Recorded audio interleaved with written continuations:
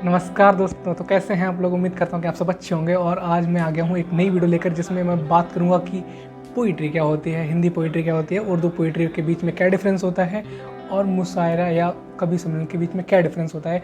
आज हम इसकी डिटेल में छानबीन करेंगे और देर किस बात की, चलिए शुरू करते हैं।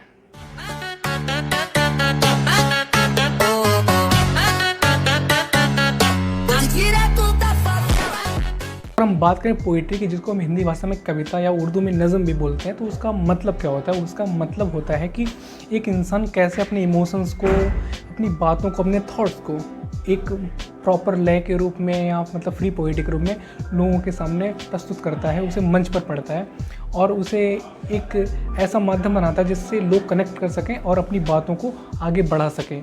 तो उसी चीज़ को हम पोइट्री कहते हैं। एक लिटरेचर की एक विधा होती है, या आप कह सकते हो ये एक फॉर्म ऑफ लिटरेचर है। पोइट्री तरह तरह की हो सकती है, जिसमें आप अपना मीटर, जो कि एक प्रॉपर एक मात्रा को गिनना, वैसी वाली पोइट्री लिख सकते हो। जैसे आपने हिंदी में अगर आप पढ़ा होगा तो आपने दोहे पढ़े होंगे, जिनकी ऊपर की मात्रा और नीचे की मात्राएं सेम रहती हैं। ये सेम चीज़ आप उर्दू में देखोगे, जहाँ पर उसकी विधा होती है गज़ल। गज़ल में आप अगर उसकी तख्ती करोगे, आप उसके मीटर को जाँचोगे, तो जो मात्रा आपको ऊपर मिलेगी वही सेम मात्रा आपको नीचे भी मिलेगी। तो ये एक फॉर्म ऑफ पोइट्री होती है। अगर आप इस तरीके से लिखते हो तो वो चीज़ें और सुंदर होती जाती हैं, जिससे आपके भाव बहुत ही अच्छे तरीके से प्रकट होते हैं और लोग उनसे बहुत डीपली कनेक्ट होते हैं। वीडियो के इस वाले पार्ट में हम बात कर लेते हैं कि हिंदी पोइट्री क्या है। तो आपने अगर हिंदी बोर्ड से पढ़ाई करी होगी तो आपके लिए हिंदी की बुक्स पढ़ना और ये सब बहुत ही नॉर्मल चीज़ हुई होगी। लेकिन आप देखोगे कि हिंदी का साहित्य दो भागों में बटा हुआ था। ऐसे ही उर्दू का साहित्य बटा होता है, ऐसे ही इंग्लिश का बटा हुआ होता है। एक साइड होता है आपका प्रोज और एक साइड होता है आपका पोइट्री। प्रोज में क्या होता है, जो गद्य वाला पार्ट होता है, जिसमें आप लिखते, जैसे कहानी आपने पढ़ी होगी, आपने नोवेल पढ़े होंगे, वो सब चीज़ें आती हैं। और पोइट्री में क्या होता है, पोइट्री में लय वाली चीज़ होती है, जिसमें एक लय बनती है, एक राइमिंग होती है, वो वाली सब चीज़ें आती हैं। तो आप धीरे धीरे कहीं ना कहीं डिफ्रेंशिएट कर सकते हो। अब बात कर लेते हैं कि उर्दू और हिंदी पोइट्री में क्या डिफरेंस है। जो उर्दू वाली पोइट्री होती है उसमें ज़्यादातर अगर आप बात करो तो उसमें अरबिक और जो फ़ारसी के शब्द होते हैं उनकी प्रधानता होती है। जैसे बहुत बार क्या होता है कि जब आप गज़ल पढ़ते हो, गज़ल में ज़्यादातर जो शब्द यूज होते हैं, मैक्सिमम जो पुराने अच्छे शायर हैं उन्होंने फ़ारसी के शब्द यूज़ करे हैं।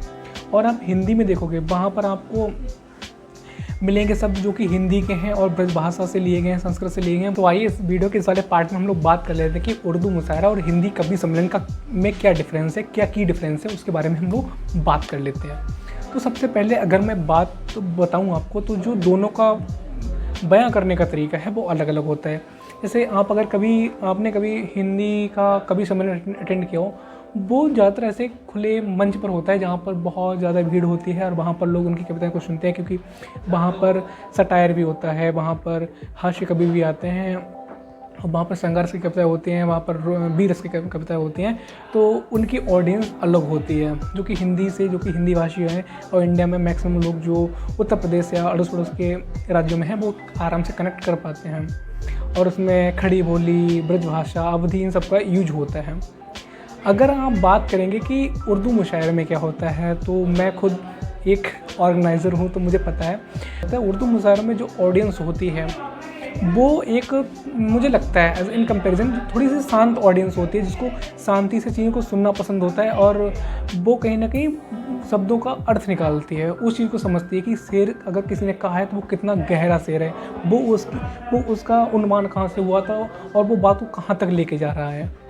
तो ये दोनों की चीज़ों में डिफरेंस होता है। और फिर शब्दों को डिकोड करना, समझना, तो मुझे लगता है कि जो हिंदी का कवि सम्मेलन होता है वो थोड़ा सरल है अगर आप समझने बैठोगे, और उर्दू वाले को थोड़ा सा दिमाग लगाना पड़ता है, तो उसमें चीज़ें आके क्लियर हो पाती हैं।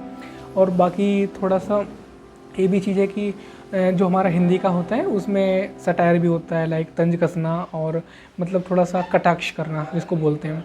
और उर्दू वाले में जो प्रेम की बातें होती हैं उनका थोड़ा ज़्यादा वेटेज रहता है कि महबूबा के बारे में कुछ बताना, ये सब चीज़ें होती हैं। और खुदा का जिक्र होता है, और कुछ शब्द जैसे हैं जुदाई, हिज्र और फ़ना होना, ये सब ज़्यादा यूज होते हैं उर्दू मुशायरों में।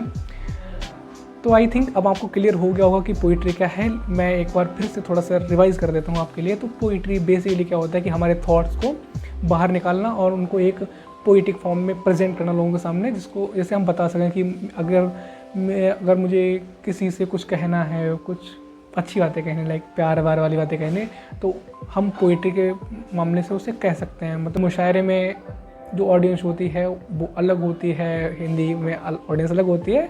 बाकी अब तो मैं देखता हूँ कि दोनों की ऑडियंस भी सेम ही होने लगी है। आज की वीडियो में बस इतना ही। आपको शायद जो मैंने बातें बताई सब समझ में आ गई होंगी। अगर नहीं आई है तो आप कमेंट करके कुछ भी पूछ सकते हो मुझसे, मैं आपको बता दूंगा। उसके अलावा जो अगली वीडियो होगी उसमें मैं आपको सिखाऊंगा कि पहली अपनी कविता आप कैसे लिख सकते हो या पहला शेर आप कैसे लिख सकते हो। तो वीडियो की सीरीज़ को फॉलो करते रहिए। चैनल को अगर सब्सक्राइब नहीं किया तो कर लीजिए। मिलते हैं अगली वीडियो में। Tata bye bye.